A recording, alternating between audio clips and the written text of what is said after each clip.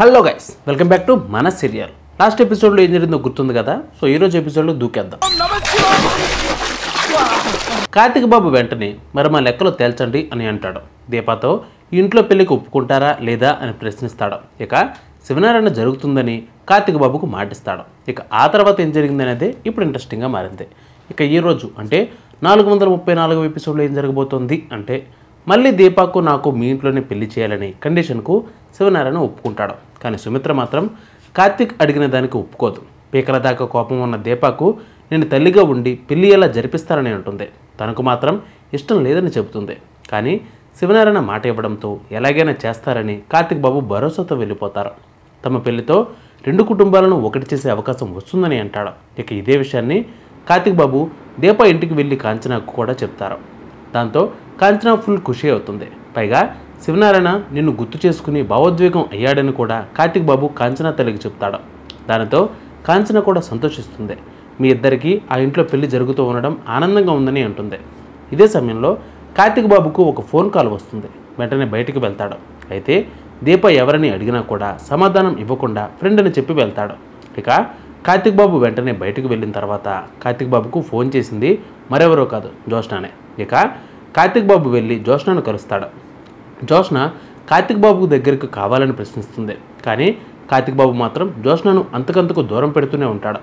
జోష్న మాట్లాడుతూ అసలు నీకు ఇంట్లో మళ్ళీ పెళ్లి జరిపించాలనే ఆలోచన ఎందుకు వచ్చిందని ప్రశ్నిస్తుంది. నువ్వు తాళి తెంపడం వల్లనే అని బదిలిస్తాడు. అది సరే, అసలు నువ్వు కొన్ని విషయాల్లో ఎందుకు తగ్గి ఉంటున్నావు? నీకు అవసరం లేని విషయాల్లోనూ నీ తప్పులేని సందర్భాల్లోనూ సర్దుకుపోతూ ఉంటున్నావు. వీటన్నిటికీ కారణం ఏంటి? నువ్వెందుకు ఇవన్నీ భరిస్తున్నావని ప్రశ్నిస్తుంది. దీనితో కార్తిక్ బాబు స్పందిస్తూ నా కుటుంబం కోసం అని బదిలిస్తాడు.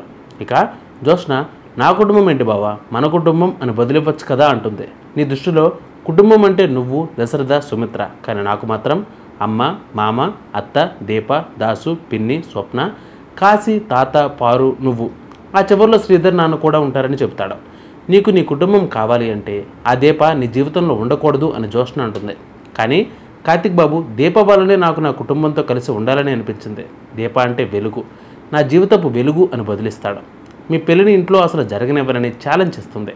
దానితో కార్తిక్ బాబు నీ వల్ల కాని పని అని అంటాడు. సవాల్ అంటే సవాల్ అని అనుకుంటారు. ఇక జోష్న ఇంటికి తిరిగి వెళ్ళేసరికి అక్కడ కూడా ఇదే టాపిక్ కొనసాగుతూ ఉంటుంది. కార్తిక్ బాబు దీపాల పెళ్లి నేను అనుమతించాను, కానీ ఇంట్లో వాళ్ళందరి అభిప్రాయం కూడా తీసుకోవాలని శివనారాయణ అనుకుంటాడు. ఇక వెంటనే దశరథ దగ్గరకు వెళ్ళి ఇదే విషయాన్ని గుర్తుకు చేస్తాడు. కార్తిక్ బాబు దీపాల పెళ్లి గురించి ఏమైనా ఆలోచించావా అని అడుగుతాడు. మీ నిర్ణయమే మా నిర్ణయం నాన్న అని బదిలిస్తాడు. ఇక జోష్న, పారు, సుమిత్ర కూడా వీరి మాటలు విని బయటకు వస్తారు. శివనారాయణ తను ఎవరి అభిప్రాయం తీసుకోకుండా కార్తిక్ బాబుకు మాట ఇచ్చానని అంటాడు.